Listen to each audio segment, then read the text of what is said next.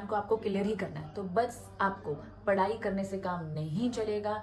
बहुत बहुत बहुत ज़रूरी है कि अगर आप इसकी राइटिंग प्रैक्टिस भी करेंगे तो कैसे एक आंसर लिखा जाता है ये सीखना बहुत ज़रूरी है। होता क्या है, बच्चे ना बस पढ़ते रहते उन्हें ऐसा लगता है भैया मॉड्यूल बस घोट लो। ऐसे काम नहीं चलेगा जब तक आप उस आंसर को रिटर्न वे में नहीं ट्राई करोगे। तो प्लीज़ अगर आप जानना चाहते हैं कि एक आंसर कैसे लिखा जाता है, आप हमारे ऐप में इसे आसानी से देख सकते हैं। 4 चीजें, acceptance and utilization of foreign contribution और हॉस्पिटैलिटी, उसके बाद and to prevent by certain individual and association and to prevent prohibited, मतलब basically prohibit acceptance, ठीक है। उसके बाद सेकेंड पॉइंट क्या है, utilization and foreign hospitality and foreign contribution for any activity which are detrimental to national interest and matters connected thereto, ठीक है। ये होमवर्क दिया था मैंने, केस सबने पढ़ा है, एक बार अपन डिस्कस कर लेते हैं, इसको याद रखूंगी, ठीक है। उसके बाद अपन ने देखा एक नया एक्ट आया है, कौन सा, 2020, उसमें पब्लिक सर्वेंट ऐड हुआ है और ट्रांसफर करने को मना कर दिया। उसके बाद डिफ्रे करने की कॉस्ट को कितना कर दिया, रिड्यूस 50 से 20, ठीक है। उसके बाद फिर सेंट्रल गवर्नमेंट ने क्या बोला, क्या लगेगा, आधार लगेगा। उसके बाद बच्चे सरेंडर करने का भी ऑप्शन दे दिया। उसके बाद लास्ट, हाँ, बैंक में आपको एक सेपरेट बैंक अकाउंट खोलना है दिल्ली ब्रांच में, ठीक है। उसके बाद अपन ने देखा फॉरेन कंट्रीब्यूशन होता क्या, 3 चीजें, डोनेशन, डिलीवरी, ट्रांसफर, ठीक है। और 3 चीजें और, आर्टिकल, करेंसी और सिक्योरिटीज। उसके बाद एक्सप्लेनेशन याद रखना। उसके बाद अपन ने पढ़ा फॉरेन सोर्स क्या होता है, तो वहां की गवर्नमेंट, मल्टीनेशनल एजेंसीज, और ऐसी कंपनी जो इंडिया के एक्ट में बनी हो लेकिन 50% से ज्यादा शेयर्स बाहर हों, वो किसके, मोर देन 1/2 लिखा हुआ है बच्चे, ठीक है। 50% आपके याद करने के लिए आपको लिख के क्या आना है, मोर देन 1/2, ठीक है। किसके, 4 लोगों के, गवर्नमेंट के, सिटीजन्स के, कॉरपोरेशंस के, या फिर ट्रस्ट सोसाइटी और अदर एसोसिएशन या कोई इंडिविजुअल। उसके बाद ट्रेड यूनियन हो गया, फिर फॉरेन ट्रस्ट हो गया, सोसाइटी, क्लब और इंडिविजुअल हो गया, और सिटीजन हो गया, ठीक है। ये रिवाइज करके आते तो याद रहता। उसके बाद फॉरेन कंपनी क्या होती है वो, ठीक है। उसके बाद हु कैन रिसीव, 3 लोग रिसीव कर सकते हैं। पहला तो एनी पर्सन, बट जिसने एक तो रजिस्ट्रेशन लिया हो या प्रायर परमिशन, और प्रोहिबिटेड नहीं है सेक्शन 3 में, और जिसका डिफाइन क्या है, कल्चरल, इकोनॉमिक, सोसाइटल पर्पस उसका डिफाइंड हो, ठीक है, program. Who can not receive तो आ जाता है सेक्शन 3, कौन कौन, कैंडिडेट, वो पूरा staff member of newspaper, staff member of कौन से, न्यूज चैनल, ये दोनों हो गए, एक ब्रॉडकास्ट वाले हो गए, member of legislation, political party, जज, गवर्नमेंट, पब्लिक सर्वेंट, बस ऑर्गेनाइजेशन ऑफ पॉलिटिकल नेचर, ठीक है। अब यहां से स्टार्ट करना है हमको, चलो।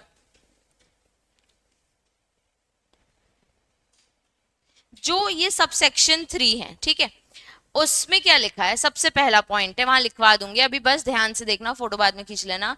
नो वन इन इंडिया और इंडियन सिटीजन लिविंग अब्रॉड, क्या लिखा है, मतलब इंडियन रेसिडेंट यहाँ का भी नहीं, और यहाँ का बंदा बाहर भी जो रह रहा हो, थोड़े दिन के लिए बाहर गया हो, can accept foreign money on behalf of political party और सर्टेन रिस्ट्रिक्टेड इंडिविजुअल, मतलब किसी के बिहाफ में आप पैसा नहीं ले सकते, चाहे आप इंडिया में रह रहे हो या चाहे आप इंडिया के बाहर, ठीक है। If you receive any foreign money you can't pass it to a political party. अब बच्चे सब सेक्शन 1 में उन्होंने क्लैरिटी दी। यहाँ पे क्या लिखा है, ट्रांसफर नहीं कर सकते, ठीक है। यहाँ पे क्या लिखा है, बिहाफ में नहीं ले सकते सबसे पहले।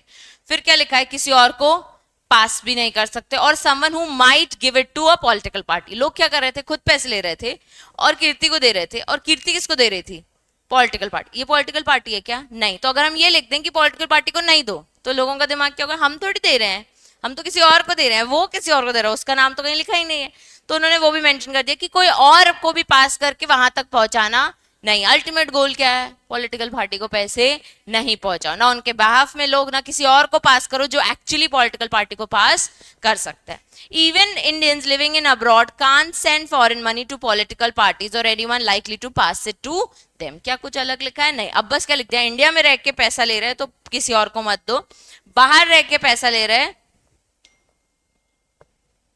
बाहर लेके पैसा ले रहे हैं तो भी पॉलिटिकल को पैसा नहीं देना है। If you receive foreign money for a specific purpose, आपको सिर्फ और सिर्फ उस पर्पस के लिए ही यूज करना है। अपन क्या देख रहे थे सबसे पहले एग्जाम्पल शादी का, 50,000 के डॉलर्स मिल रहे थे आपको, तो आपको उसको किस में यूज करना है? सिर्फ और सिर्फ वो मंडप में जो उसको चाहिए था, जैसे उसका ड्रीम वेडिंग। उसके अलावा ये पैसा, वेदांत की शादी होनी थी ना, उसके अलावा ये पैसा कहीं और यूज नहीं होगा। क्या चैरिटी में दे सकते हैं? नहीं। किसी और पर्सन को? नहीं। किसी और की शादी में? नहीं। ठीक है, only for that purpose, you can't give it to anyone else unless it is for the original intended use। मतलब आप वो जो पैसे थे मेहता के, वो सिर्फ वेडिंग प्लानर यूज कर सकती, किसकी? वेदांत की शादी की। सिर्फ उन लोगों को पैसे देगी जो एक्चुअली में वेदांत की शादी में एफर्ट्स लगा रहे होंगे, बाकी किसी को नहीं। ठीक है, अब देखो क्या लिखा है सबसेक्शन 2। ईशान से स्टार्ट करते हैं। ए पॉइंट पढ़ना।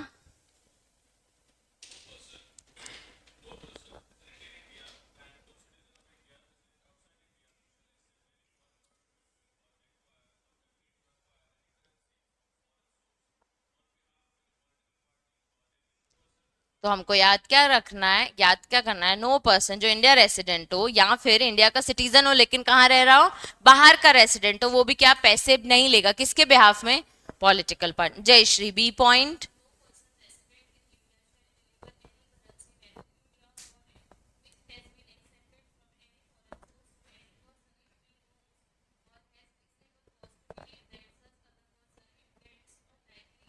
To deliver.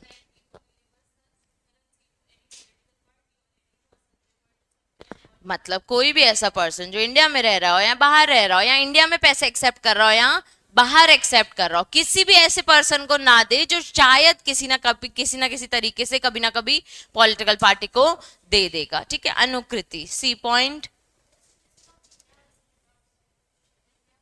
कहाँ का सिटीजन है? इंडिया का। रह कहाँ रहा है?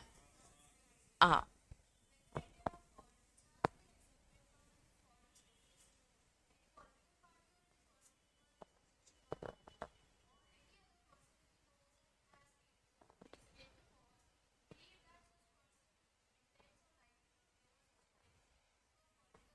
सेम चीज लिखी है। ना किसी पॉलिटिकल पार्टी को दे, ना ही ऐसे किसी पर्सन को जिससे हमको लग रहा है कि वो पॉलिटिकल पार्टी को दे देगा। इतना 3 पॉइंट्स याद हो गए। तो आपको बच्चे ये चीज याद रखनी है। हमने क्या पढ़ा? सेक्शन 3। सेक्शन 3 में क्या लिखा हुआ है कि आप ऐसे लोगों को प्रोहिबिट कर दिया, foreign contribution from any foreign source accept नहीं कर सकते। सब सेक्शन 2 में 3 चीजें कि एक, इंडिया में रह रहा हो बाहर रह रहा हो मत दो, उसके बिहाफ में मत लो, किसी ऐसे पर्सन को भी मत दो जो एक्चुअली उसको पास ऑन कर देगा। ठीक है, अब आप इसका फोटो ले सकते हैं और इस चीज को यहाँ पे लिखा होना चाहिए। उस दिन भी मैंने दिया था, आप लोग वो लिख लेते हो टाइम निकाल के, क्योंकि बाद में बहुत फोटोज हो जाएंगी, बहुत परेशान हो जाओगे। बुक चेक करती हूँ आज निकलते टाइम सबकी। कॉपी में लिखते हो? कॉपी लाई हो तो ये लिख के रखो, कल नोट्स लेके आना फिर दिखाना। बुक में ही लिखते हो ना? मुझे लगता है बुक में ही स्टिकी नोट लगाया करो वैसे, पर ठीक है। हाँ, और लास्ट डे जब रिवीजन वाले डे, उस दिन फिर नोट्स भी लेके बैठो, ये भी लेके बैठो, मुंझट होती है। चलो, अकॉर्डिंग अब कौन सा आ गया बच्चे? सबसेक्शन 3। ठीक है, अनुष्का।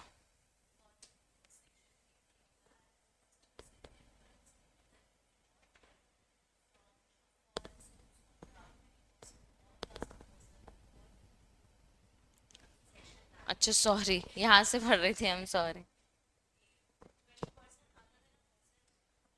अब यहाँ पे पॉलिटिकल पार्टी नहीं लिखी है, आप रिसीव कर रहे हो, किसी और को भी देने की जरूरत नहीं है, और क्लैरिटी दे दी। सेकंड पॉइंट,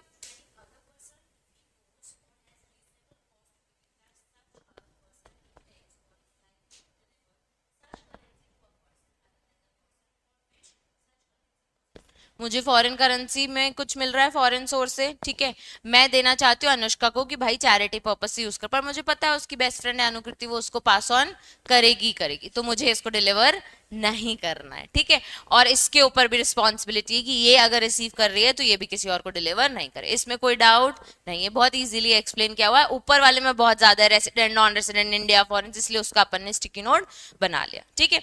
अब देखो बच्चे क्या लिखा है, person to whom section 3 shall not apply. ध्यान से सुनना, क्या लिखा है, इन पे सेक्शन 3 नहीं लगता, मतलब कि ये प्रोहिबिट नहीं है, और ये पैसा आपको फॉरेन से आ रहा है, फॉरेन सोर्स से आ रहा है, लेकिन इसको हम फॉरेन कंट्रीब्यूशन और फॉरेन हॉस्पिटैलिटी में कंसिडर नहीं कर रहे हैं। समझ आया? पढ़ने के बाद हिंदी में लिख लेना, क्योंकि इसको लेके सबको कंफ्यूजन होती है। क्या लिखा है, एनीथिंग, ये कौन सा सेक्शन, सेक्शन 4 पढ़ रहे हैं, ठीक है। ये भी आ सकता है आपको कि किनको सेक्शन 3 अप्लाई नहीं होता है, तो हम कंफ्यूज हो जाते हैं कि प्रोहिबिट वाले पॉइंट्स लिखने हैं कि ये वाले, ठीक है। Nothing contain in section 3 shall apply to the acceptance by any person specified in that section. मतलब कि पॉलिटिकल पार्टी अगर इस वे में पैसे ले रही है तो हम उसको प्रोहिबिट नहीं करेंगे। मेंबर ऑफ लेजिस्लेचर इस वे में अगर फॉरेन सोर्स से पैसे ले रही है तो हम उसको प्रोहिबिट नहीं करेंगे, जो अभी हम पॉइंट्स देखेंगे। समझ आ रहा है?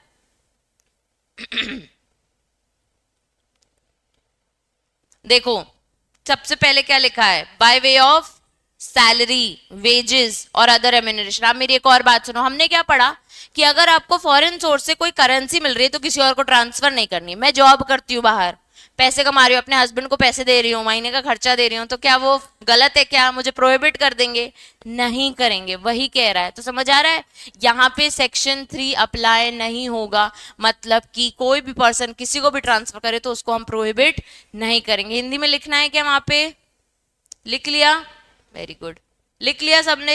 चलो, मतलब कि वेज, सैलरी, रेम्यूनरेशन मिल रहा है उसको या any group of person working under him from a foreign source bye way of payment in ordinary course of business transacted in India by such foreign source. तो अब नॉर्मली आपने salary मिली, veg मिली, remuneration मिली, कहां से मिली? Foreign से। क्यों मिली? Ordinary course of business में। क्यों मिली? तो आपको तीन चीजें, तीन वर्ड्स और चौथा एक पॉइंट याद रखना है। पहला क्या है? Wage, salary, remuneration receive by any person जो इंडिया में रहता हो लेकिन by foreign source in ordinary course of business. Clear है? सेकंड पॉइंट देखो क्या लिखा है, by way of payment in course of international trade. मैंने यहां से माल बेचा, उसने मुझे पैसे दिए, मैंने किसी को भी दिए, तुमको कोई मतलब? कोई मतलब नहीं। सेक्शन 3 मेरे पे लगाने की जरूरत नहीं है। तो इंटरनेशनल ट्रेड एंड कॉमर्स और इन ordinary course of business transacted by him, कहां मैंने ट्रांजेक्शन किया? Outside India. मुझे क्या मिला? Foreign currency. तुम्हें मुझे प्रोहिबिट करने की जरूरत नहीं है। समझ आ रहा है सबको? थर्ड पॉइंट देखो, as an agent of foreign source in relation to any transaction by such foreign source with the central government और स्टेट गवर्नमेंट। मैं क्या हूं? फॉरेन सोर्स लेती हूं, करेंसी आती है मेरे पास, तो मैं आरबीआई की क्या हूं? Agent to central government, state government ने मुझे बोला है, अलाउ किया है कि तुम पैसे ले सकती हो, तो मुझे प्रोहिबिट करने की आपको जरूरत नहीं है। डी पॉइंट देखो, मुझे गिफ्ट मिल रहा है, जैसे इसको मिस्टर मेहता अगर पर्सनल गिफ्ट देते, इसको शादी में लगाना हो, चाहे अपनी बीवी को महंगा गिफ्ट लेके देना हो, हमको कोई मतलब नहीं, हम इसको प्रोहिबिट नहीं करेंगे। ये फॉरेन सोर्स से आया, एनजीओ को ही दे, ऐसा जरूरत नहीं है, क्योंकि इसको मिला है, वो वेडिंग प्लानर को पैसा नहीं मिला है। पहला वाला क्या हो गया इसमें? Bye way of ways, salary, remuneration, ordinary course of business. दूसरा वाला क्या है? International trade and commerce in ordinary course of business. तीसरा वाला क्या है? Agent of any foreign source, लेकिन कहां से दे रहा है? सेंट्रल गवर्नमेंट या स्टेट गवर्नमेंट से अंडर होकर काम कर रहा है। चौथा वाला क्या है?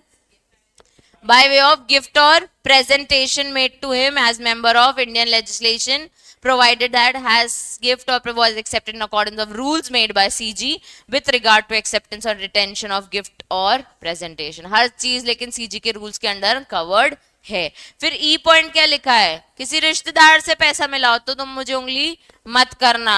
उसके बाद क्या लिखा है बच्चे? by way of remittance received in ordinary course of business through official channel, post office और authorize person in foreign exchange. मतलब मैंने कोई ना कोई इन्वेस्टमेंट किया होगा, उसमें से मुझे फॉरेन करेंसी मिल रही है, तो फिर आप उसमें मुझे चुल नहीं कर सकते। ठीक है? रेमिटेंस मतलब पैसा मंगाना, रेमिट करना, अपने पास रखना। ठीक है? चलो लास्ट वाला, by way of scholarship, stipend मिल रही हो या any payment of like nature. मैं कोई ट्रेनिंग कर रही थी, वहां से मुझे स्टाइफंड मिली, तो आप उस पैसे को, मुझे ये मत बोलो किसी और को ट्रांसफर आप नहीं करोगे, आप प्रोहिबिटेड हो। क्लियर है सबको? याद करो, पहला क्या है? सैलरी। दूसरा क्या है? International trade. तीसरा क्या है? गवर्नमेंट एजेंट हो आप। चौथा क्या है? ऑफिशियल गिफ्ट, लेकिन रूल्स में कवर हो रहा है। फिर गिफ्ट के बाद याद कर लो रिलेटिव से मिल रहा हो। उसके बाद लीगल रेमिटेंस, मतलब आपको बैंक से मिल रहा हो, पोस्ट ऑफिस से मिल रहा हो, या फिर वो मतलब फॉरेक्स डीलर फॉरेन एक्सचेंज में करते, वहां एग्जाम्पल लिख लो रेमिटेंस वाले में। Money receive from banks, post offices, या फॉरेक्स डीलर, फॉरेक्स यानी फॉरेन एक्सचेंज। और लास्ट वाला एजुकेशन के लिए या फिर ट्रेनिंग के लिए आपको क्या मिल रहा हो? स्टाइफंड। लिख लिया फॉरेक्स डीलर? कुछ नहीं है बच्चे, इससे अच्छा ये याद करो, इससे सुंदर है। डन। चलो, अब कह रहा है procedure to notify organisation of political nature. ये पैराग्राफ पढ़ने से अच्छा हम पॉइंट्स देख लेते हैं। क्यों? क्योंकि हमें इसका आंसर आता है। ये पूछ लेंगे कि इसको डिफाइन करो कि ऐसे कौन से ऑर्गेनाइजेशन जो क्या है पॉलिटिकल नेचर के। सबसे पहले लिखा है सेंट्रल गवर्नमेंट कैन डिक्लेयर, मैंने आप लोग बताया ना सीजी को जहां लगेगा कि आप लोग बैठ के डिस्कशन कर रहे हो पॉलिटिकल नेचर, तो डिक्लेयर कर देगा क्या कि तुम्हारा ऑर्गेनाइजेशन क्या है? पॉलिटिकल। सबसे पहले CG can declare an organisation as being of political nature in the event if it is not a political party. क्या हम पॉलिटिकल पार्टी थे? नहीं, लेकिन हम क्या कर रहे थे?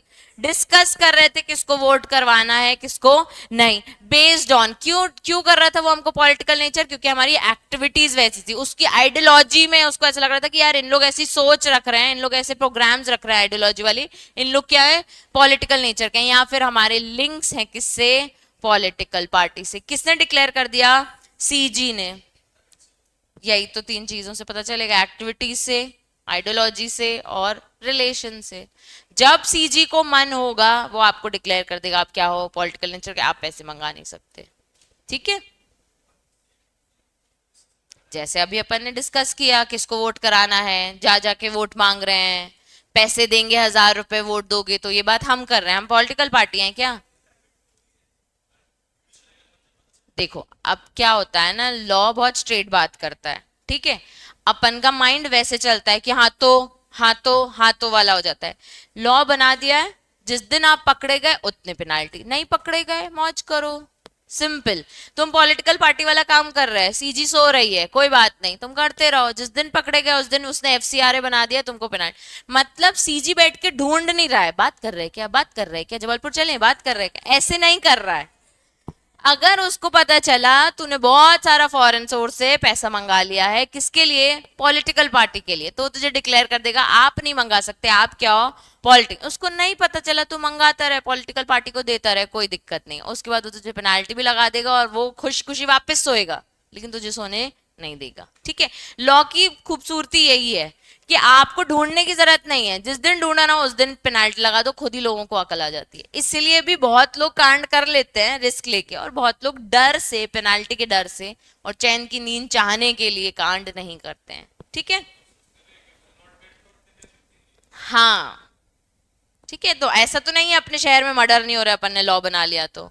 कितने तो पकड़े जाते, कितने तो पकड़े भी नहीं जाते। तो जिस दिन पकड़े गए उस दिन आपको भी फांसी, नहीं पकड़े गए करते रहो खून खराबी, कोई दिक्कत नहीं है। चलो चलो चलो चलो, दिल पे ले लिया उसने विधान ने। नहीं ऐसा तो नहीं होता।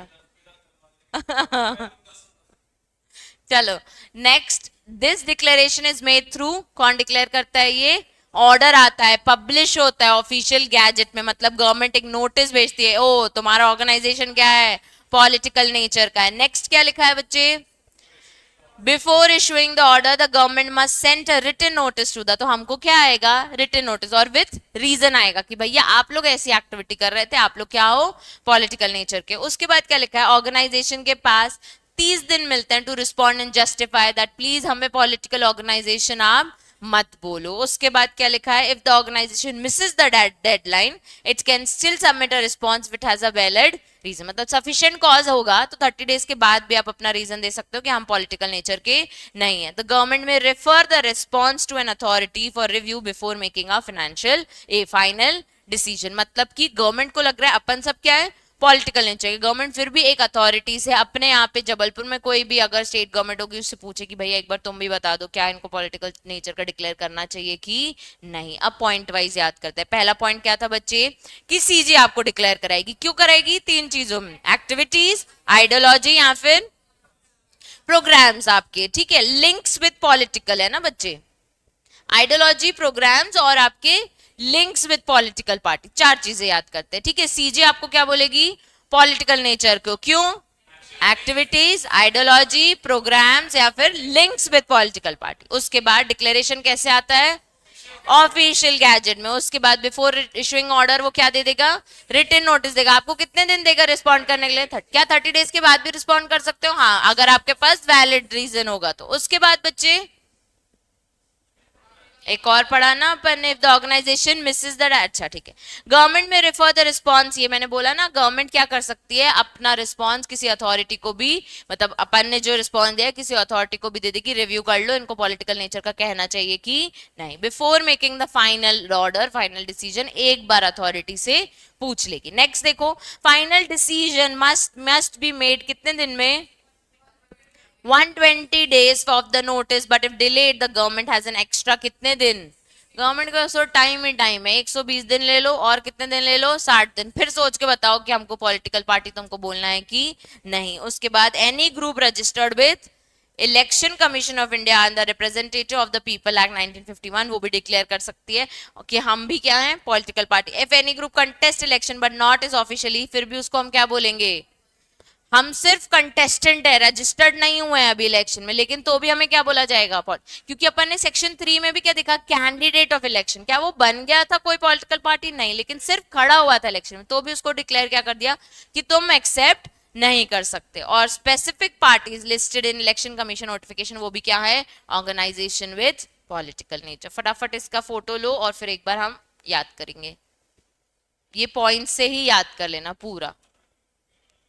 Very good, very good.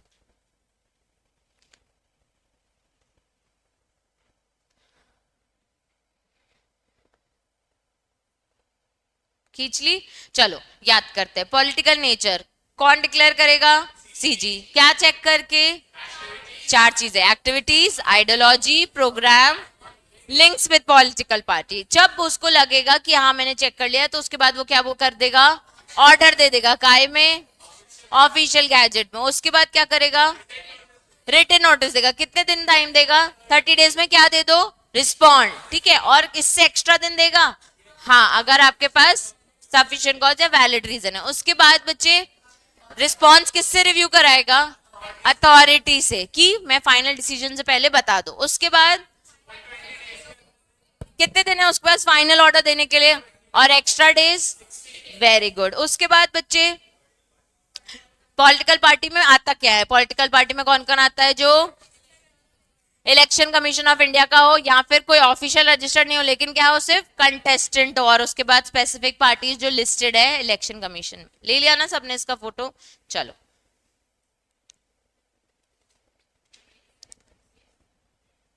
ये केस आप भी लास्ट में पढ़ेंगे, दोनों केस देखना है ना। ये केस होमवर्क लिखो ये भी।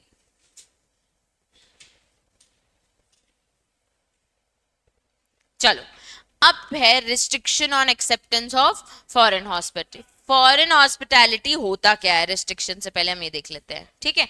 नेक्स्ट पेज में दिया होगा। फॉरेन हॉस्पिटैलिटी मतलब क्या है? Means any offer, means any offer, not being a purely casual one. Proper आपको ऑफर आता है, आओ हमारे इंस्टीट्यूट में ट्रेन करो। अपने कंपनी सेक्रेटरी का एग्जाम्पल लिया था ना, आओ हमारे यहाँ, हम आपको सब कुछ फ्री देंगे, लेकिन हमारे यहाँ आओ। इसको क्या कहते हैं? Foreign hospital. अब अगर अपन को याद करना हो तो it's an offer, not being a casual one.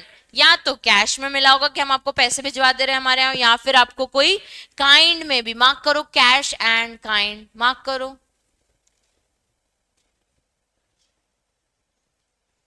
Bye कहां से आ रहा है? फॉरेन सोर्स याद है ना, गवर्नमेंट, मल्टीनेशनल एजेंसी, ब्ला ब्ला ब्ला, ठीक है। फॉर प्रोवाइडिंग अ पर्सन क्या देता है?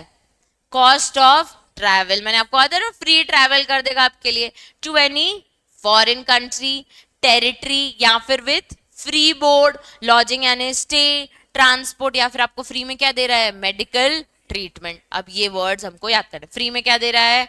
ट्रैवल, सबसे पहले कॉस्ट ऑफ ट्रैवल, फिर फ्री बोर्ड, उसके बाद लॉजिंग, उसके बाद ट्रांसपोर्ट फ्री दे रहा है, या फिर मेडिकल। इन 4-5 चीजों को हम क्या कहते हैं? Foreign hospitality. Again foreign hospitality means any offer, ठीक है, being not being a casual. लेकिन किस किस में आ सकता है? कैश और काइंड। कहां से आता है? फॉरेन सोर्स से, ठीक है। फॉर प्रोवाइडिंग अ पर्सन क्या क्या मिल सकता है? Free cost of travel, free board, lodging, transport और मेडिकल ट्रीटमेंट। मिलता किसको है? टू एनी कंट्री और टेरिटरी, टू एनी कंट्री और टेरिटरी। फॉरेन कंट्री लिखा है क्योंकि उनके लिए तो फॉरेन ही हुआ ना, ठीक है। चलो, state the categories of person requires prior approval. किन किन लोगों को पहले पूछना पड़ेगा, भैया हम जा सकते हैं क्या, हमको फ्री में मिल रहा है, लेकिन किससे पूछना पड़ेगा? मिनिस्ट्री ऑफ होम अफेयर्स, ठीक है। कितने लोग हैं? 1 2 3 4 5 लोगों को मिनिस्ट्री ऑफ होम अफेयर्स से पूछना पड़ेगा, हमें फ्री में कॉस्ट ऑफ ट्रैवल मिल रहा है, फ्री लॉजिंग मिल रहा है, फ्री ट्रांसपोर्ट मिल रहा है, मेडिकल ट्रीटमेंट, क्या हम जाएं कि नहीं। अब इसमें बहुत अच्छी एक चीज आएगी, बताऊंगी, ठीक है। पहले 5 लोग याद करते, कौन कौन है? मेंबर ऑफ लेजिस्लेचर, ठीक है भैया, एमएलए हैं आप, पूछ के जाइए। उसके बाद office bearer of political party, आपको फ्री में मिल रहा है मेडिकल ट्रीटमेंट, पहले हमसे पूछ के जाओ, ठीक है। तीसरा जजेस, उसके बाद गवर्नमेंट सर्वेंट और पब्लिक। क्या इनको प्रोहिबिट भी किया हुआ था इन लोगों को कि फॉरेन कंट्रीब्यूशन तो आप ले नहीं सकते, हॉस्पिटैलिटी चाहिए हमसे पूछ के जाओ, ठीक है। उसके बाद एम्प्लॉय और कॉर्पोरेशन ऑफ एनी बॉडी जिसके कंट्रोल में गवर्नमेंट, मतलब हमको तो मिल सकती है भैया, हम कंपनी सेक्रेटरी ट्रेनिंग करने जा रहे हैं, कोई दिक्कत नहीं, लेकिन अगर हम गवर्नमेंट के बंदे हैं तो हमें मिनिस्ट्री ऑफ होम अफेयर्स से पूछना। फटाफट 5 लोग याद करो। पहला मेंबर ऑफ लेजिस्लेशन, दूसरा office bearer of political party, तीसरा जज, चौथा गवर्नमेंट सर्वेंट और पब्लिक, और लास्ट वाला employ of any corporation which is under a control of government, ठीक है। अब यहाँ हार्ट अटैक आ रहा है एमएलए को जोर जोर से, और वो पहले परमिशन लेने जाएगा क्या? हाँ, लेकिन उसको फ्री मिल रहा है, हाँ, फ्री मेडिकल ट्रीटमेंट बाहर से मिल रहा है। तो ऐसे में बोल दिया है, provided that it shall not be necessary to obtain any such permission for an emergence of medical aid needed on account of sudden illness contracted during a visit outside India. अब तुम बाहर फ्लाइट में ही हो और तुमको क्या आ रहा है? अटैक, अरे अरे रुको रुको, पहले मुझे पूछना पड़ेगा, ऐसा नहीं है, इतना नेसेसरी नहीं है। But where such foreign hospitality आपको मिल गई है, the person receiving hospitality shall give an intimation to CG for to receive such hospitality. कितने टाइम में दे देना intimation? Within 1 month from the date of such receipt of foreign hospitality and source from which and the manner and such hospitality was received। कहाँ से मिली, किससे मिली, foreign hospital मिली, ये सारी details हमको 1 महीने के अंदर बता दो, कोई बात नहीं। अटैक आया है, जाओ पहले ट्रीटमेंट कराओ, 1 महीने का टाइम है, हमको इन्फॉर्म कर देना, ठीक है। इंटीमेशन बोला, याद रहेगा। फॉरेन हॉस्पिटैलिटी मैंने आपको याद ऐसे कराया कि it's a offer, not purely casual one. किस किस में आ सकता है? कैश और काइंड में। कहां से बच्चे? फॉरेन सोर्स से। टू एनी पर्सन, फ्री में क्या मिलता है? Cost of travel, free board, lodging, transport, medical treatment. 5 लोगों को बोला परमिशन लो, किससे? Member of ministry of home affairs. 5 लोग कौन है? Members, member of legislature, office bearer of political party, जजेस, government servant, political public servant, और लास्ट एम्प्लॉय ऑफ गवर्नमेंट। उसके बाद परमिशन लेने की जरूरत नहीं है अगर क्या है? सडन इलनेस और मेडिकल आपको इमरजेंसी नीड चाहिए, लेकिन during the visit to outside India तो आप क्या कर लो? इंटीमेशन दे दो। कितने दिन में? 1 month में। किसको इंटीमेशन देना है? सीजी को। यही चीज याद रखना, यहाँ पे परमिशन किससे ले रहे हैं, लेकिन यहाँ इंटीमेशन किसको दे रहे हैं? 2 अलग अलग चीजें हैं, ठीक है। ऊपर एक टॉपिक था रिस्ट्रिक्शन और acceptance of foreign hospitality. Pub is no member of legislature, officer of political party, judge, government. या अभी याद किए क्या यही लोग? Visiting any country or territory outside India है, ना ही वो एक्सेप्ट कर सकता है foreign hospitality, except prior permission of CG of any foreign. यहाँ पे क्या लिखा है? सीजी, नीचे लिख दिया है मिनिस्ट्री, तो मिनिस्ट्री ऑफ होम अफेयर्स को सीजी ने ही अपॉइंट किया है, इसलिए उन्होंने नीचे क्लैरिटी दे दी है। Provided that shall not be necessary, क्या लिखा है? Medical emergency. क्या सेम चीज लिखी है बच्चे? इसलिए समझाना था पहले कि फॉरेन हॉस्पिटैलिटी होती क्या है। आ जाओ, प्रोहिबिट टू ट्रांसफर फॉरेन को, क्या हम कर सकते क्या ट्रांसफर किसी को? नहीं, सेक्शन 3 सब सेक्शन 2 में ही पढ़ा मैम। इफ अगर आप सबसे पहले section 7 of the act provide that a person जो क्या है रजिस्टर्ड है उसको क्या मिल चुका है सर्टिफिकेट या फिर प्रायर परमिशन, अपन ने पढ़ा था ना registered slash prior permission, and क्या रिसीव कर रहा है तो उसको स्ट्रिक्टली प्रोहिबिटेड है भैया तुम किसी और को ट्रांसफर नहीं करना। ये अपन ने 3 में भी पढ़ा, 7 में फिर से उन्होंने और डिटेल में क्लैरिटी दे दी। सेक्शन 8 देखो, restriction to utilise foreign contribution for administrative, इसमें अमेंडमेंट आया था 2020 में, क्या आया था 50% से 20%, वही पॉइंट लिखा है। वेदांत पढ़ना क्या लिखा है सेक्शन 8,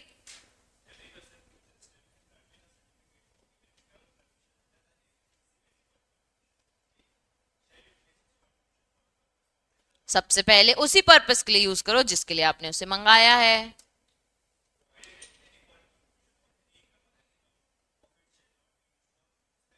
सट्टे में मत लगा देना, अगर जैसे वेदांत की हमने शादी कराई, ठीक है, हमें फॉरेन कॉन्ट्रीब्यूशन नहीं, वेदांत के रिश्तेदारों ने बहुत सारा पैसा दिया होगा ना एनजीओ को कि अरे आपने बहुत धन्यवाद, आपने शादी करा दी हमारे लड़के की, और ये सगन, ठीक है, बहुत सारा पैसा दे गए। अब वो पैसा सट्टे में लगा सकते क्या अपन? नहीं लगा सकते, एज पर लॉ नहीं। ईशान लगा देगा, फिर फंसेगा, फिर पेनाल्टी भरेगा, लेकिन हमें इसे सट्टे में स्पेक्युलेटिव बिजनेस में नहीं लगाना है। नेक्स्ट क्या लिखा है,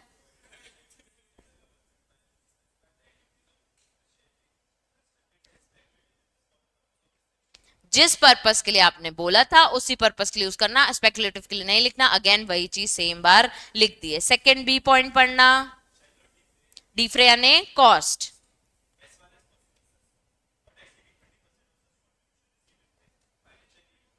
एडमिनिस्ट्रेटिव यानी उस वेडिंग प्लानर को जो पूरी शादी एडमिन कर रही थी उसको कितना खर्चा ही दे सकते हो 20%, उसकी सैलरी 20% ऑफ द टोटल जो अमाउंट मिला उससे ज्यादा आप उसको नहीं दे सकते। क्लियर है सबको? एक बार फिर से समझ लो, सेक्शन 8 कह रहा है कि आप इसको प्रोहिबिटेड है कि ज्यादा एडमिनिस्ट्रेटिव पर्सन के लिए पर्पस के लिए यूज नहीं करना।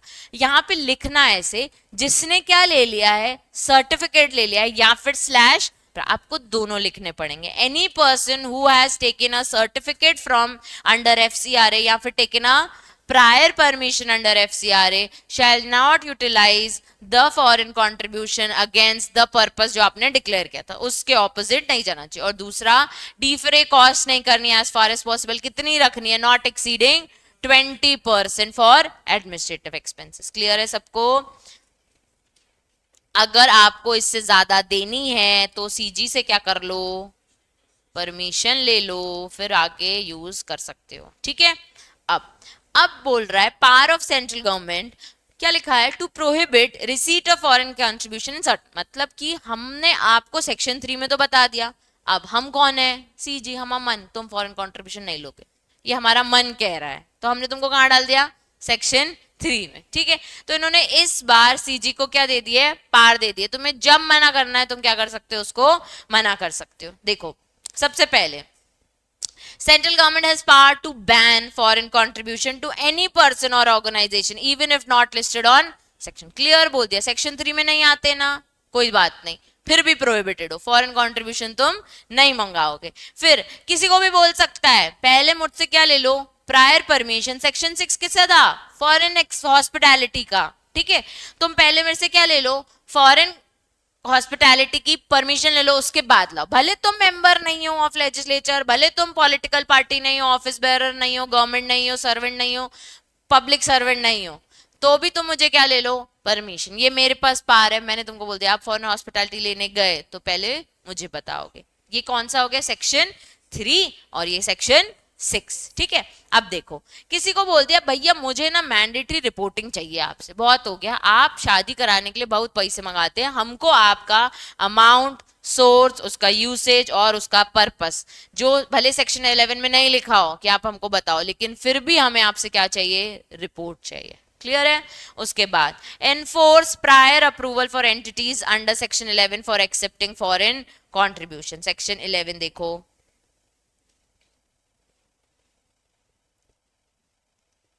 अभी आया नहीं है। ठीक है,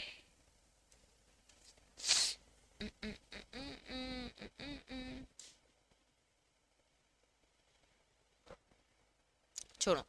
फिर आप हमसे क्या ले लो, प्रायर अप्रूवल ले लो। उसके बाद डिमांड कर सकते हैं हम किसी से भी रिपोर्टिंग, किसकी, फॉरेन हॉस्पिटैलिटी। यहाँ पे कंट्रीब्यूशन की, यहाँ पे फॉरेन हॉस्पिटल। कहाँ से सोर्स मिला, कहाँ से मिली हॉस्पिटैलिटी, क्या नेचर के हॉस्पिटैलिटी, मेडिकल ट्रीटमेंट मिल रहा है, ट्रैवल फ्री मिल रहा है, लॉजिंग मिल रहा है, ट्रांसपोर्ट मिल रहा है, वो चीजों को क्या कर दो, हमको रिपोर्ट दे दो। अब देखो ध्यान से सुनना, सेक्शन 3, सेक्शन 6, सेक्शन 11, सेक्शन 11 याद करो। और वापस क्या लिखा है, सेक्शन 6, तो याद करो 366, ठीक है, 366, 11, 11, 6। तो आपका आंसर विद सेक्शन हो जाएगा, याद आपको, ठीक है। यहाँ पे लास्ट में भी है ना,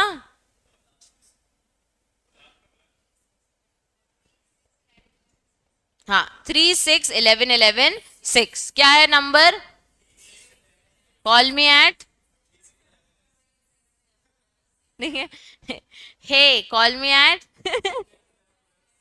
अब पहला सेक्शन 3 कि आप अगर सेक्शन 3 में कवर्ड नहीं हो फिर भी प्रोहिबिटेड हो, कोई जरूरत नहीं है फॉरेन कंट्रीब्यूशन। आप अगर सेक्शन 6 में कवर्ड नहीं हो लेकिन फिर भी हमसे क्या ले लो, prior permission for any foreign hospitality.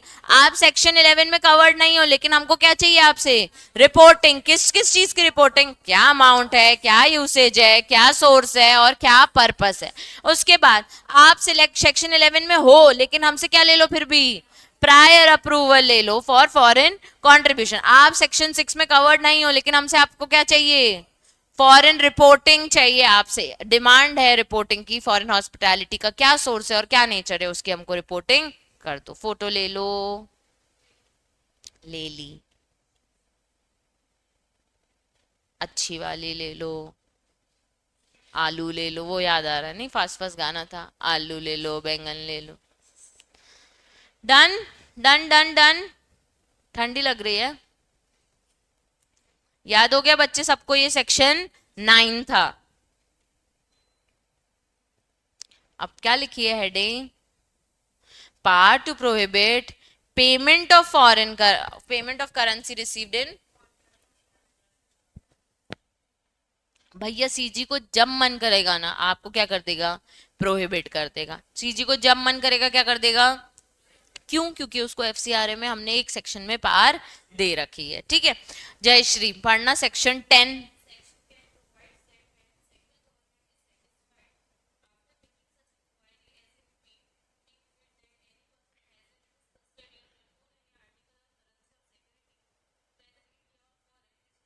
Indian,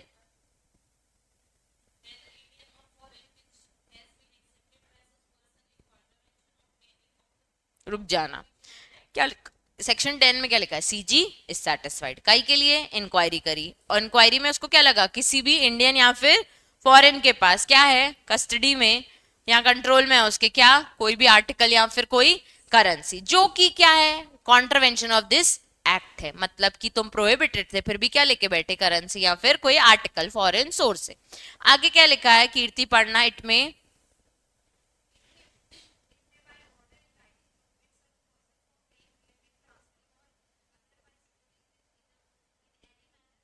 whatsoever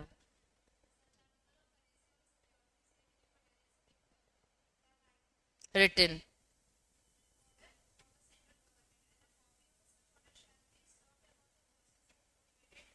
रुक जाना रुक जाना। अब सीजी क्या करेगा, कॉन्ट्रवेंशन कर रहे थे ना, रुक जा बेटा, अब मैं तेरे को क्या कर रहा हूँ, प्रोहिबिट कर रहा हूँ कि क्या नहीं कर सकते, किसी को पे नहीं कर सकते फॉरेन करेंसी, ना ही किसी और को डिलीवर करा सकते हो, ना ही किसी और को ट्रांसफर करा सकते हो, ना ही किसी भी तरीके से इस पैसे में आप डील कर सकते हो। सीजी को अगर सेटिस्फैक्शन है, deems fit after making an inquiry that any person whether in India और फॉरेन हैज एनी कस्टडी में क्या, करेंसी या फिर article against the contravention of this act, या कोई भी प्रोविजन का उसने कॉन्ट्रवेंट किया है, इट में ऑर्डर फॉर 4-5 चीजें, 4 चीजें, very good, paying, delivering, transferring और otherwise dealing in that currency और आर्टिकल। तुमको क्या कर दिया मैंने, प्रोहिबिट, और ये ऑर्डर की कॉपी मैंने उस प्रोहिबिटेड पर्सन को भी भेज दी है। क्लियर है सबको, सबने जैसे मैंने मार्क किया ना वैसे मार्क कर लो, बस इतना याद कर लो जितना मैंने मार्क किया, ठीक है। ये हो गया सेक्शन 10 कि किसी भी पर्सन को हम कभी भी प्रोहिबिट कर सकते हैं। अब आ जाता है रजिस्ट्रेशन। मैंने आपको बताया ना रजिस्ट्रेशन कराना होता है, या तो आप प्रायर परमिशन ले लो या तो आप 5 साल के लिए क्या करा लो, रजिस्ट्रेशन। रजिस्ट्रेशन का 2 तरीका है, या तो आप क्या ले लो, 2 मोड्स है, परमिशन ले लो या फिर रजिस्ट्रेशन करा लो, वही उसको प्रायर परमिशन कहते हैं। उसके बाद एलिजिबिलिटी क्राइटेरिया, अगर आपको रजिस्ट्रेशन चाहिए तो सबसे पहले आप क्या होने चाहिए, रजिस्टर्ड होने चाहिए। किस एक्ट के अंदर, सोसाइटी रजिस्ट्रेशन एक्ट या फिर इंडियन ट्रस्ट एक्ट या कंपनीज एक्ट के अंदर आप क्या हो, सेक्शन 25, यानी अभी आज की डेट में सेक्शन 8 वाली कंपनीज, ये सब डोनेशन वाली कंपनीज है, इनका पर्पस हमेशा चैरिटी वाला रहता है, ये लोग प्रॉफिट मेकिंग नहीं होते हैं। 3 लोगों को अलाउड है, कौन कौन, कौन कौन से act, society registration act, Indian trust act. अब ना इनके ईयर याद कर लो, अच्छे बच्चे हो ना, ईयर याद कर लो, ठीक है। सोसाइटी रजिस्ट्रेशन एक्ट का ईयर क्या है, 1860। इंडियन ट्रस्ट एक्ट का क्या है, 82। और फिर 1956 आपको याद है, सेक्शन 25। अब 2013 भी ब्रैकेट में लिखना पड़ेगा आपको, क्योंकि पुरानी कंपनी भी हो चाहे नई कंपनी हो, ठीक है। 956 के बाद वाली कंपनी या 2013 के बाद वाली कंपनी, सबका नाम लिखना पड़ेगा। चलो कौन कौन से एक्ट, 1816, इंडियन ट्रस्ट एक्ट 82, और उसके बाद कंपनीज एक्ट 1956 और 2003, सेक्शन 25 और सेक्शन 8, ठीक है। ये लोग आके रजिस्ट्रेशन करा सकते हैं, मतलब हम जा सकते हैं क्या, प्राइवेट कंपनी पब्लिक कंपनी नहीं।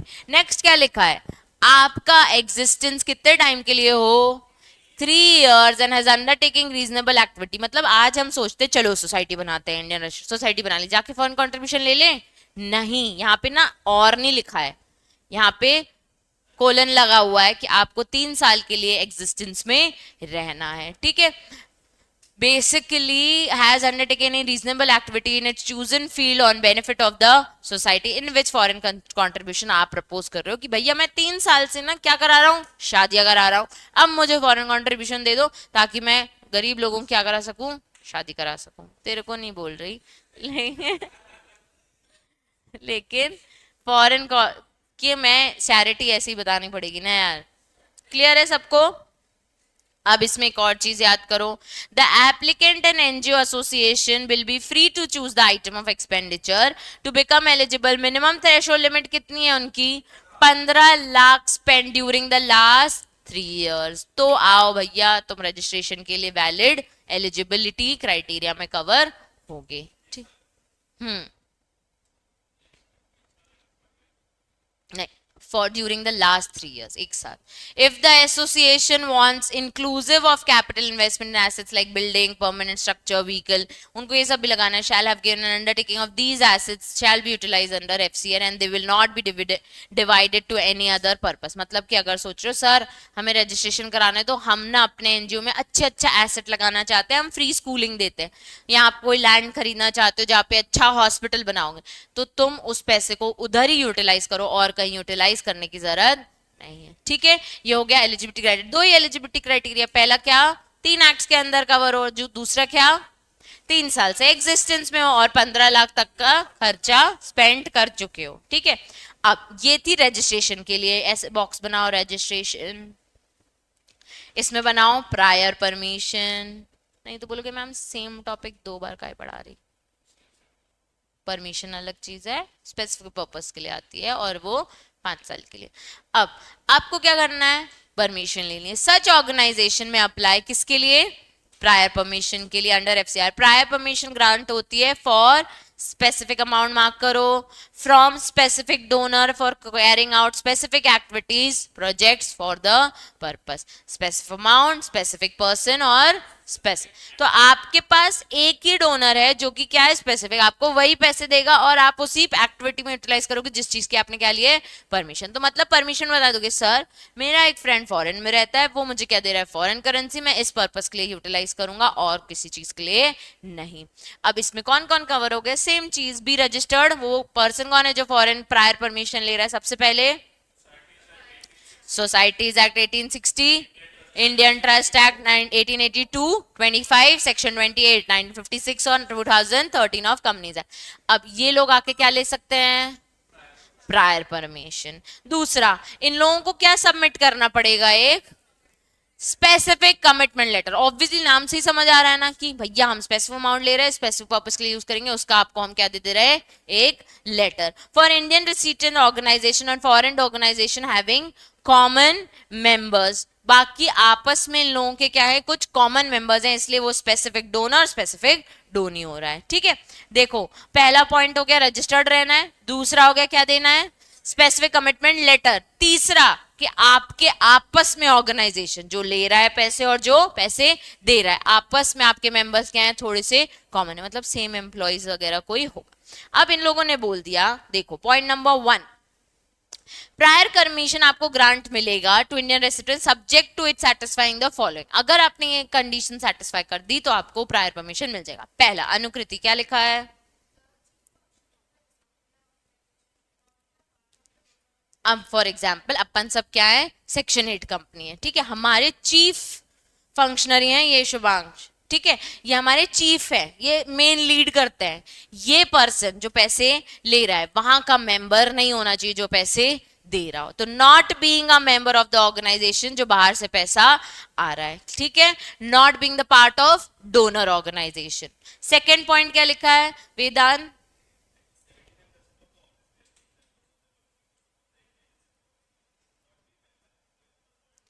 मतलब 25% हमको चल जाएगा, 75% तक हमारे पास ही रहो भैया, तो वहां के डोनर ऑर्गेनाइजेशन के किसी भी तरीके के ऑफिस बेयरर नहीं होने चाहिए, मतलब वहां का स्टाफ नहीं बनो आप, ठीक है। थर्ड पॉइंट दिशा,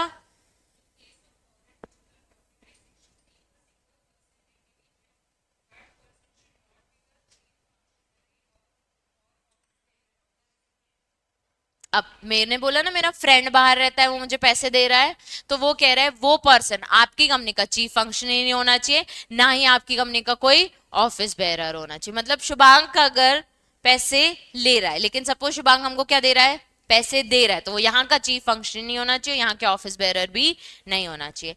फिर फोर्थ पॉइंट पढ़ना,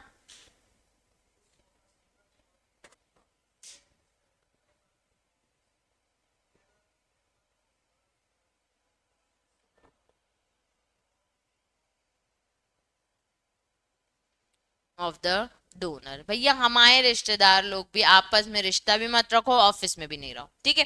कह रहा है सिंगल फॉरेन डोनर है, हाँ ठीक है, एक पर्सन दे रहा है, at least 75% of the office bearer और मेंबर्स ऑफ द गवर्नमेंट, हम सब लोग, ठीक है, उसके रिश्तेदार उसके पारिवारिक रिश्तेदारों में नहीं है, 25% रिश्तेदार हैं, ठीक है, 75% कोई रिश्ता नहीं हमारा उससे, क्लियर है सबको, इंपॉर्टेंट मार्क करो इसको, यही घुमा के पूछेगा आपसे।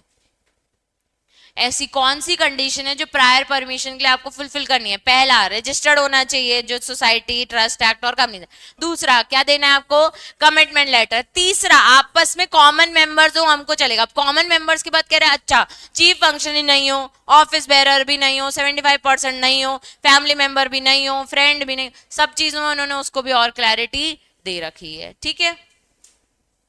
Condition for grant of registration और प्रायर परमिशन, अब कुछ कंडीशंस है जो जो हम आपको दे रहे हैं कि भैया ये सब काम मत करना तो आपको फॉरेन कंट्रीब्यूशन का रजिस्ट्रेशन या प्रायर परमिशन मिल जाएगा, सब चीज फेयर है, लेकिन the person making an application for registration और प्रायर परमिशन क्या नहीं होना चाहिए, इशिका सबसे पहले, ठीक है, फिक्टिशियस मतलब जो इंसान एग्जिस्ट ही नहीं कर रहा उसका नाम, या फिर बेनामी नहीं दो कि मैं पैसे ले रहा हूं लेकिन मैं किसी और के नाम पे ले रहा हूं, वो सब काम नहीं होना चाहिए। नेक्स्ट क्या लिखा है शिका,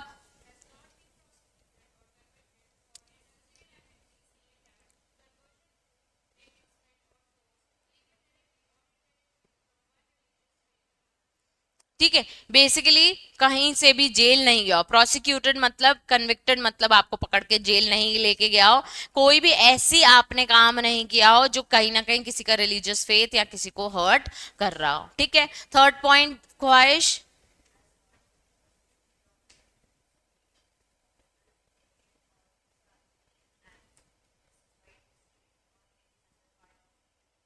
आपने कोई भी हिंदू मुस्लिम वाली लड़ाई नहीं की, कम्युनल टेंशन यानी रिलीजियस वाली टेंशन, ठीक है, हिंदू मुस्लिम वाले कांड नहीं किए तो हम आपको रजिस्ट्रेशन और प्रायर परमिशन दे देंगे, ठीक है।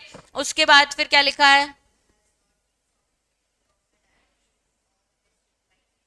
आपने एक बार फॉरेन पैसा मंगाया होगा या कुछ किया होगा, लेकिन उसको क्या कर दिया, मिस यूटिलाइज, तो अब दोबारा प्रायर परमिशन आपको नहीं मिलेगी। ये कंडीशन है। पहली कंडीशन क्या है बच्चे, फिक्टिशियस और बेनामी नहीं। दूसरा, भाई जेल नहीं गए हो तुम रिलीजियस फेथ ऑफ अनदर के लिए, ठीक है, डायरेक्टली इनडायरेक्टली, ना कन्विक्ट हुआ ना ही प्रोसिक्यूटेड। अगेन लिखा है प्रोसिक्यूटेड और कन्विक्टेड नहीं, क्यों, कम्युनल टेंशन, कम्युनल टेंशन यानी हिंदू मुस्लिम वाला, ठीक है। उसके बाद फिर गिल्टी नहीं हुआ हो for misutilisation of funds, ये भी जेल ही कहलाना होता है। उसके बाद क्या लिखा है, ख्वाहिश पढ़ना।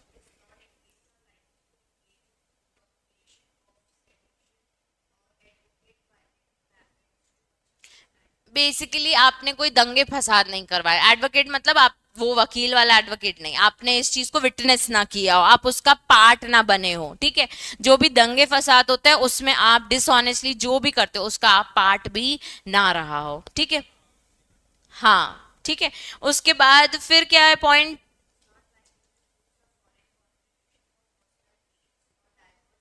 अनडिजायरेबल, पहले पैसा मंगाया था लेकिन किस लिए, खुद लग्जरी गाड़ी लेके बैठ गए, तो हम आपको दोबारा प्रायर परमिशन नहीं देंगे। कीर्ति नेक्स्ट पॉइंट, कॉन्ट्रावेंटेड, बस किसी भी सेक्शन का प्रोविजन का वायलेशन नहीं किया। उसके बाद मतलब सेक्शन 3 में भी नहीं हो, ना ही आपको सीजी ने कभी प्रोहिबिट किया। उसके बाद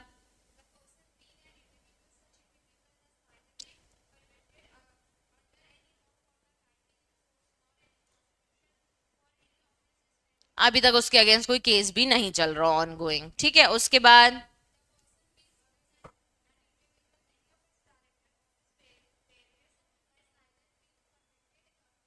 मतलब कंपनी के लिए बोल रहा है, क्या लिखा है, any other person not being an individual person, की डेफिनेशन में इंडिविजुअल, कंपनी, एचयूएफ सब था, तो कह रहा है भैया आपके अगेंस्ट भी कोई केस पेंडिंग ना हो। फटाफट 10 पॉइंट है, याद करने की कोशिश करो। पहला क्या है, फिक्टिशियस बेनामी। दूसरा, जेल नहीं गया फॉर रिलीजियस फेथ। तीसरा, कम्युनल टेंशन के लिए जेल नहीं गया। उसके बाद मिस यूटिलाइजेशन फंड्स नहीं किया। उसके बाद प्रोपिगेशन ऑफ सेडिशन और एडवोकेट दंगे फसाद नहीं किया। उसके बाद पर्सनल गेन्स नहीं किया। उसके बाद कॉन्ट्रवेंशन नहीं किया। उसके बाद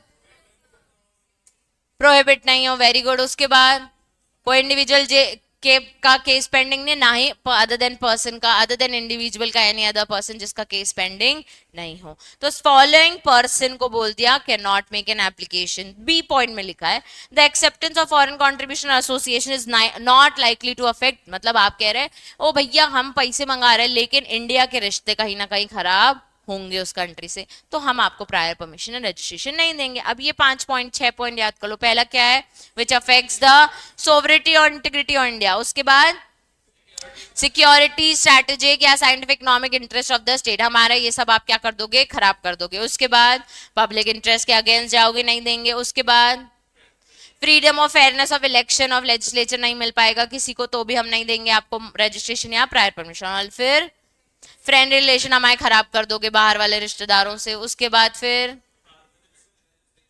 हम नहीं कर रहे, यहाँ हिंदू मुस्लिम करोगे तो हम आपको रजिस्ट्रेशन या फिर परमिशन नहीं देंगे, ठीक है। क्लियर है, इंपॉर्टेंट क्वेश्चन है ये भी। The acceptance of foreign contribution ultimately shall not lead to incitement, ऐसा कुछ नहीं है कि पैसे मंगाओगे और क्या कर लोगे, ऑफेंस कर लोगे, तो रजिस्ट्रेशन नहीं देंगे। उसके बाद फिर shall not endanger the life और physical safety of any person, तुम्हारे पैसे मंगाने से अगर किसी भी पर्सन की लाइफ एंडेंजर हो रही है तो हम आपको रजिस्ट्रेशन और प्रायर परमिशन नहीं दे सकते। मतलब अगर आपसे क्वेश्चन आया कि condition for the grant of registration, तो आपको ए बी सी तीनों लिखना है। एक तो ये वाला बेनामी वाला point, acceptance affecting a prejudicially sovereignty of India, और उसके बाद incitement of an offence and एंडेज, तीनों पॉइंट लिखने ए बी सी। लेकिन अगर पूछा person making application for person related पूछा तो सिर्फ इतना आएगा। क्लियर है आपको सबको। Power of central government to require Aadhaar number और आइडेंटिफिकेशन डॉक्यूमेंट, आपको पता है बच्चे कि हमको अगर आपको रजिस्ट्रेशन कराना है तो क्या देना पड़ेगा, आधार नंबर। फटाफट रीड करो ये पॉइंट, इतना सा पैराग्राफ है। वहां मार्क कर लो that any person who seeks any permission और prior approval under section 11 make an application for grant of section of certificate under section 12, उनको प्रोवाइड है आइडेंटिफिकेशन डॉक्यूमेंट, और उसमें क्या आना चाहिए, Aadhaar of all the office bearers और director and the key function is by whatever name called. Clear है, बस आधार लिखना है, ठीक है।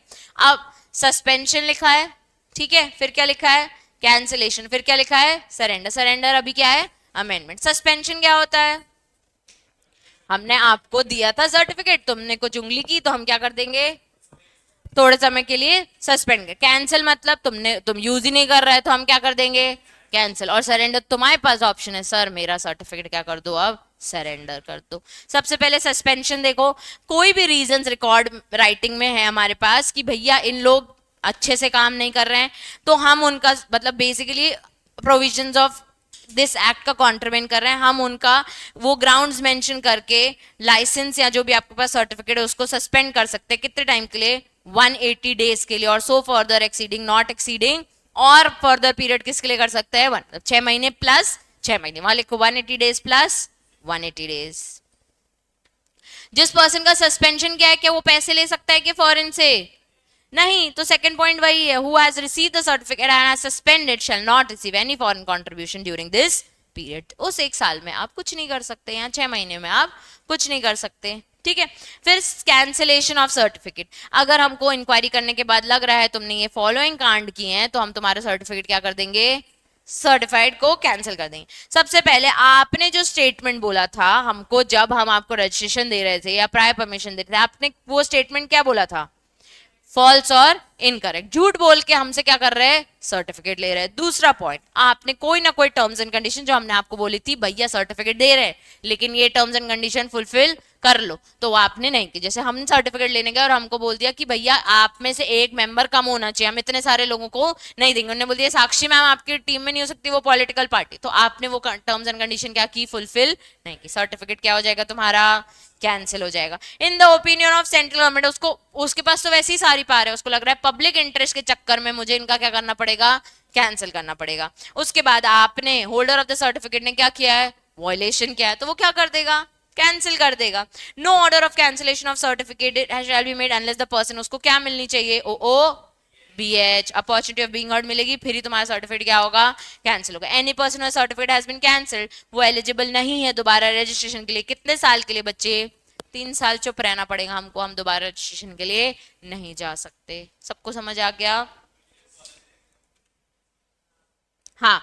The holder of the certificate has not been engage in the reasonable, जो पर्पस तुमने बोला था उस एक्टिविटी के लिए तो पैसा यूज नहीं कर रहे हो, for the benefit of the society, 2 साल तक तुम डिफंग हो गए हो, मतलब पैसे को यूज नहीं कर रहे हो, चुपचाप बैठे हुए, हम क्या कर देंगे, डिफंग यानी कुछ नहीं कर, डोरमेंट पड़ा है, डोरमेंट कंपनी कुछ भी नहीं कर रहे तो डिफंग कंपनी होगा। आप वो चीज को काम ही नहीं कर रहे, ना जो पर्पस के लिए दिया उसके लिए यूज कर रहे हो, कोई ऐसी रीजनेबल एक्टिविटी नहीं कर रहे कि सोसाइटी का बेनिफिट हो, तो दोबारा आप सर्टिफिकेट 3 साल बाद मांगने आना। अभी तो तेरा सर्टिफिकेट क्या कर रहा हूँ, कैंसिल कर रहा हूँ। एक बार याद करो, कैंसिल कब कब होता है, जब आपने क्या किया हो, स्टेटमेंट इनकरेक्ट या फॉल्स, झूठ बोला हो। दूसरा, टर्म्स एंड कंडीशन का वायलेशन, क्या एक और वायलेशन है, प्रोविजन ऑफ दिस एक्ट, ठीक है। उसके बाद बच्चे, पब्लिक इंटरेस्ट में सीजी को लग रहा, और फिर एक जो छूट गया था डिफंग वाला, मतलब 2 साल तक सोसाइटी का बेनिफिट नहीं कर रहे, ठीक है। आपका ऑर्डर कैंसिल करने से पहले आपको क्या मिलेगा, अपॉर्चुनिटी ऑफ बीइंग हर्ड, और कितने साल बाद आना, 3 साल बाद आना। सरेंडर में बस मार्क कर लो, सेंट्रल गवर्नमेंट ने परमिशन दे दी है, भैया आप सरेंडर कर सकते हो certificate after making inquiry deems fit it is certified, कि पर्सन ने कोई भी कॉन्ट्रवेंशन नहीं किया प्रोविजन का, कोई बात नहीं, इसका सर्टिफिकेट इसको सरेंडर करने दे दो। बस इतना सा तो बचा है, अब बचा ही क्या है बच्चे, 2 पेज। ऑफेंसेस पेनाल्टीज में तुमको शॉर्ट में दे रही हूँ, केस स्टडी कल कर लेंगे भले, या शॉर्ट में लिखवा दे रही हूँ, एक तो लिखवा दे रही हूँ, एक समझा दे रही हूँ। अब भी 10:22 ही हुआ है, रुक जाओ। देखो अब पॉइंट क्या लिखा है, management of foreign contribution of a person who certificate has been cancel. अब तुम्हारा सर्टिफिकेट तो हमने क्या कर दिया, कैंसिल कर दिया। तुमने क्या बोला, सर हमको नहीं चाहिए, हमारा क्या कर लो, सर्टिफिकेट सरेंडर करने दे दो। तो ये पैसा कहाँ जाएगा, सीजी के पास मार्क कर लो, shall be vested in such authority as may be prescribed. CG जो बोलेगी उसको ये पैसा मिल जाएगा.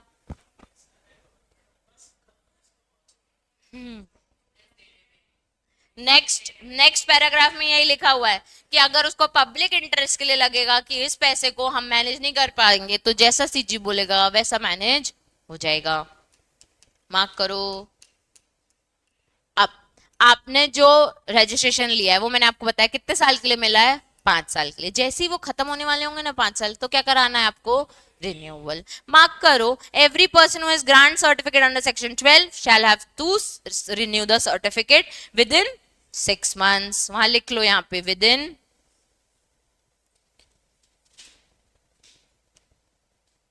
बिफोर रिन्यूइंग आपके ऊपर क्या होगी, एक इंक्वायरी होगी. द एप्लीकेशन फॉर रिन्यू किसको भेजोगे, सीजी को. विद सच फॉर्म और सच फी एज में बी प्रिस्क्राइब्ड. क्या मार्क कर रहे हैं सब. सीजी रिन्यू कर देगा कितने दिन में, 90 दिन में, जब उसको सारी कंडीशन सेटिस्फाई हो जाएगी. और रिन्यूअल कितने दिन के लिए मिलेगा आपको, 5 साल के लिए मिलेगा. जयश्री सोना नहीं है हमको, रात भर जागती हो तो यहाँ सोते हो. फिर क्यों सो रही हो, फिर ये तो तुम्हारे ऊपर भारी पड़ गया ये बात. आंख से गए नहीं, आगे नहीं आएंगे. चलो. हाँ, in case CG does not review the certificate within the said period of 90 days, it shall communicate the reason कि भाई ये सॉरी मैं बीमार था इसलिए 90 दिन में मैंने तुम्हारा सर्टिफिकेट क्या किया, रिन्यू नहीं किया. मतलब सीजी को तो कोई कुछ नहीं बोलेगा. कोई बेचारा बढ़िया सीजी बनना चाहिए. अब फेवरेट पर्सन सीजी होता जा रहा है यार. चलो.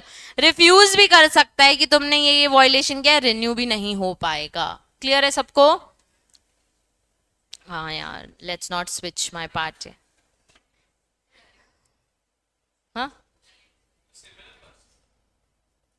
डायरेक्टर, हाँ वो एक ही लोग हैं, नाम अलग अलग है. प्यार से कभी उसको डीजी बुलाया जाता है, प्यार से कभी उसको डायरेक्टर. चलो. निकनेम डीजी हुआ ना, डम. निकनेम छोटा होता है. चलो. फॉरेन कंट्रीब्यूशन थ्रू, ये तो आपने पढ़ा था ना अमेंडमेंट. क्या बोला था आपको, कौन सा अकाउंट खोलना है, एफसीआरए अकाउंट. कहाँ खोलना है, एसबीआई की मेन ब्रांच में, लेकिन न्यू दिल्ली में. वही लिखा है बच्चे. एवरी पर्सन जिसको क्या मिल गया है, सर्टिफिकेट और prior permission, shall receive foreign contribution in an account designated. उसका नाम क्या होगा अकाउंट का, एफसीआरए. नशा अभी. shall be opened by him for the purpose of remittance. Remittance यानी पैसा मंगाना. और foreign contribution such branch of State Bank of India New Delhi, जो सेंट्रल गवर्नमेंट बोलेगी वो ब्रांच. उसके बाद शैल ऑल्सो ओपन कहाँ, FCRA account of any schedule of his choice for keeping utilisation and receive FCRA in the specific. मैंने आपको बोला ना पहले कहाँ मंगाना है, दिल्ली में. उसके बाद जहां आपको मंगाना हो तो 2 अकाउंट खोलना. उसके बाद में ऑल्सो ओपन 1 और मोर अकाउंट इन 1 और मोर शेड्यूल बैंक, जिसको नाम क्या दे दोगे, FCRA in specified bank of at New Delhi kept in another account and in any schedule of his choice. जो करना है फिर करो. एक अकाउंट खोल लो कहाँ, एसबीआई में न्यू दिल्ली में, जो ब्रांच सीजी बोलेगी. Also no funds other than foreign account shall be received और डिपॉजिटेड एनी सच अकाउंट. जब तक आपने ऐसा अकाउंट नहीं खोला किसी और अकाउंट में इस पैसे को आप रख भी नहीं सकते. क्लियर है. उसके बाद क्या लिखा है, 17 सबसेक्शन 2, जिसने फॉरेन कंट्रीब्यूशन का बैंक अकाउंट खोला है, authorise person of foreign shall report. उसको क्या करनी पड़ेगी, रिपोर्ट करना पड़ेगा अथॉरिटी को. सबसे पहले क्या, प्रिस्क्राइब्ड अमाउंट कितना हमको मिला है, उसका सोर्स क्या है, किस मैनर में मिला है, चेक से आया है, एनईएफटी और वो सब, और other particulars in such form and such manner as may be prescribe. ठीक है. अब आ जाओ ऑफेंसेस एंड पेनाल्टीज में. चलो. फॉल्स स्टेटमेंट या fraudulent application, penalty up to 6 months की जेल या फाइन या फिर बोथ. मतलब झूठ बात बोलोगे तो कितनी है, 6 months और फाइन और बोथ. प्रोहिबिटेड फॉरेन एसेट्स में डील कर रहे हो, जो हमने मना किया है कि आप नहीं मंगा सकते, तो फिर अप टू 3 साल की जेल और फाइन और both equal to the value. Additional fine भी लगेगा जितना एसेट आपने खरीद के बैठे हो. मतलब फॉरेन कंट्रीब्यूशन जहां यूटिलाइज करना वहां नहीं किया, बीएमडब्ल्यू खरीद ली तो बीएमडब्ल्यू तक का फाइन और 3 साल की जेल और अलग से फाइन और both. Accepting foreign funds illegally कितने साल की जेल? 5 साल। Failure to surrender of foreign assets for confiscation, तुमको पकड़ा हमने कि इलीगली और फिर क्या कर रहे हैं, बता भी नहीं रहे, सरेंडर भी नहीं कर रहे, तो फाइन अप टू, बाद में पता चला ना, 5 times of the value of assets और 1000 विच एवर इज हायर। ठीक है। जनरल वायलेशन नॉर्मल, जिसकी कोई पेनाल्टी नहीं, उसकी क्या पेनाल्टी? 1 साल, 1 साल जेल और फाइन और बोथ। रिपीटेड ऑफेंडर को 5 साल की जेल। उसके बाद ऑफेंसेस बाय कंपनीज में अपन को पता है, डायरेक्टर, मैनेजर, कंपनी सेक्रेटरी, सबको हम पकड़ते हैं। No prosecution, no court can prosecute without the prior permission of CG. Compounding offence अगर नॉन सीरियस होगा तो हो जाएगा, और इम्प्रिजमेंट कंपाउंड नहीं होता, जो जो फाइन वाला होता है वो कंपाउंड हो जाता है। Repeated offence within 3 years can not be compounded. पहले हाँ, ये फोटो लो। फोर्थ वाला है failure to surrender foreign assets. जब तेरा हमने तेको पकड़ा कि तू इलीगली फॉरेन मंगाता है पैसा, और उसके बाद तूने घर ले लिया, लैंड ले ली, बीएमडब्ल्यू भी ले ली। अब तूने क्या किया, बीएमडब्ल्यू छुपा दी, लैंड और वो सब दे दिया। बीएमडब्ल्यू की 5 टाइम की वैल्यू जितने की आती है, वो 80 लाख की आती है, तो 80 लाख इंटू 5 उतना फाइन लगेगा तेको, और 1000 पर डे होगा शायद।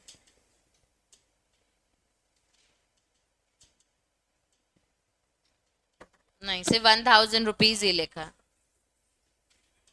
विच एवर इज मोर लिख दिया ना, इन विच में BMW is more, whichever is higher नहीं आएगा। हाँ, वही ठीक है, विच एवर इज मोर ले लिया। हाँ,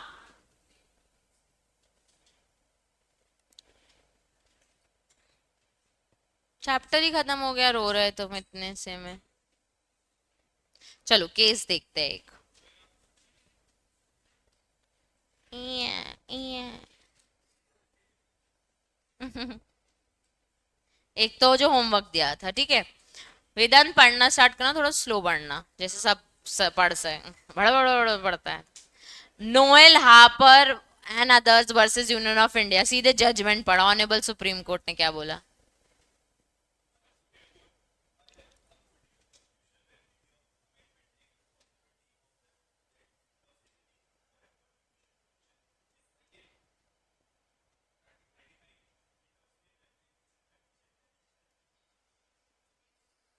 क्या हो गया?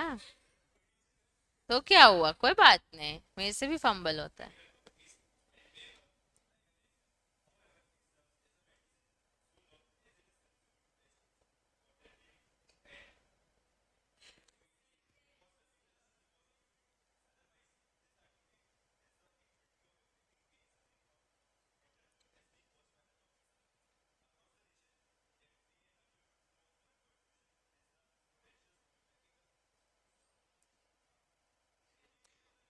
It's public order also working against the interest of general. अब देखो, ये जो दवाइयां दवाइयां की बात कर रहा है ना, ये सुप्रीम कोर्ट ने डायलॉग मारा है कि अगर मैं ये अमेंडमेंट, डायलॉग मारा है, अगर मैं ये अमेंडिंग नहीं करूंगा, अमेंडमेंट नहीं लेके आऊंगा, तो लोग जो ह्यूमन है वो इसको टॉक्सिक बना देंगे। ठीक है, और ये टॉक्सिकेंट्स हमारे पब्लिक इंटरेस्ट को बहुत ज्यादा अफेक्ट करेगा। इनफैक्ट हमारे जो रिश्ते हैं, सोवरेनिटी ऑफ इंडिया जो स्टेटस है, उसको भी डाउनफॉल में लेके आएगा। मतलब कि अगर एफसीआरए एक्ट नहीं होता, फॉर एग्जाम्पल ये एक्ट ही नहीं होता, और आप बाहर से पैसा मंगाते, ठीक है, और क्या बोलते कि हम तो आपसे डोनेशन ले रहे हैं, हमें डोनेशन दो, हम इंडिया में बहुत, वो बेचारे शू शैं करके आपको क्या दे देंगे, डोनेशन दे देंगे। ठीक है, आप उस डोनेशन का यूटिलाइजेशन यहाँ क्या कर रहे हैं, बीएमडब्ल्यू लेके कर रहे हैं, बैठ के पार्टियां कर रहे हो, तो ये हमारी भारतीय जो हमारे सभ्यता है उसको क्या कर रहा है, अफेक्ट कर रहा है। तो सुप्रीम कोर्ट कह रहा है कि ये मेरा जो अमेंडमेंट है वो एक दवाई है। वो क्या है, एक दवाई है, तो आप इससे पब्लिक इंटरेस्ट को अफेक्ट नहीं करोगे, हमारी सोवरेनिटी भी खराब नहीं होगी। तो अल्टीमेटली जो प्रोविजंस हैं ये क्या है, मेडिसिन है आपके लिए, कि जितने तुम गलत काम करोगे उसकी दवाई मैं ये लेके आऊं। मतलब तुम कांड करो, मैंने लॉ बना दिया, प्रोविजन क्या करना पड़ेगा, फॉलो करना। तुम फॉरेन कॉन्ट्रिब्यूशन मंगा रहे हैं, मेरे अंडर क्या कर लो, रजिस्ट्रेशन कर लो। तुम गवर्नमेंट हो, मेंबर ऑफ गवर्नमेंट सर्वेंट हो, मेंबर ऑफ, बैठ के इन लोग ना बहुत पावरफुल लोग हैं, ये लोग कर सकते हैं, ये बाहर से कंट्रीब्यूशन मंगा के अपने बड़े बड़े बंगले बना लेंगे, बेटों की ऐसी शादियां करेंगे जिसमें पता नहीं कौन कौन सेलिब्रिटी आ रही है। अब ये सब काम आप फॉरेन कंट्रीब्यूशन से मत करो। तुम्हारे पास बहुत पैसा है, यहां से तुम वैसे ही बहुत दीवालों के अंदर फंसा रहे हो, तो तुम क्या करो, उसको यूज करो, इनको मत यूज करो। मैं उसके लिए दवाई बना दे रहा हूं, ठीक है। उसके बाद टू इरेडिकेट और misuse and abuse foreign contribution in past despite of the firm regime in place of terms, तो adopt the path of moderation and make it mandatory to accept foreign contribution only through one channel. क्योंकि आप लोग बहुत ज्यादा पास में foreign contribution लेते थे, उसके लिए मैंने क्या बना दिया, आप सिंगल चैनल, इसमें ही आओ, रजिस्ट्रेशन कराओ, प्रायर परमिशन लो और फिर इसको यूटिलाइज करो। इसके प्रोविजंस के अकॉर्डिंग में आप फॉरेन कंट्रीब्यूशन मंगाओ। इस एक्ट में और भी कुछ ऐसा इस केस में नहीं लिखा हुआ है, ठीक है। तो अल्टीमेटली उन्होंने बोला हमने कॉन्स्टिट्यूशन को ध्यान में रखते हुए ये लॉ बनाया, क्योंकि कॉन्स्टिट्यूशन पहली चीज क्या बोलती है, टू मेंटेन सोवरेनिटी एंड ये sovereignty of integrity of India, उसको ध्यान में रखते हुए पार्ट 3 ऑफ कॉन्स्टिट्यूशन को ध्यान में रखते हुए ये लॉ बनाया है, ठीक है। ये केस इतना इंपॉर्टेंट नहीं जितना ये लास्ट वाला बट्टा वाला। क्या लिखा है, in case of Indian social action forum versus union of India, इसमें वो सुप्रीम कोर्ट ने अपहेल्ड किया FCRA, emphasizing that it's a purpose to prevent क्या, foreign influence in political and national affairs. अब लोग बाहर से ना पैसा देके यहां पे डिसाइड कर सकते हैं किसको पॉलिटिकल पार्टी बनना चाहिए किसको नहीं, तो हमने इसीलिए ये चीज को ओवर रूल कर दिया। It is rule that organization involve in activities of politics and associated with political parties can not receive क्या, foreign contribution. However genuine voluntary contribution है सोशल इकोनॉमिक वेलफेयर के लिए, तो हमें कोई दिक्कत नहीं है। Should not be unfairly classified as political and denied foreign funding.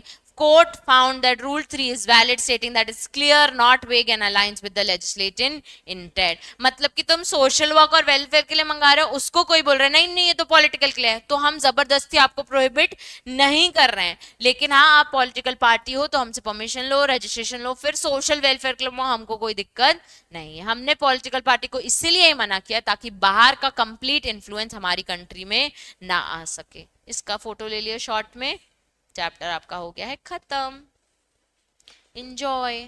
अब ये चैप्टर खत्म कर लो पढ़ के, अब ये तुमको याद है बाय हार्ट, पॉइंट्स हैं, इसको पढ़ के खत्म करो। और इसका फटाफट इसका, और एक और कौन सा चैप्टर हुआ है, फ्यूजिटिव। मनी लॉन्ड्रिंग का भी टेस्ट नहीं हुआ ना,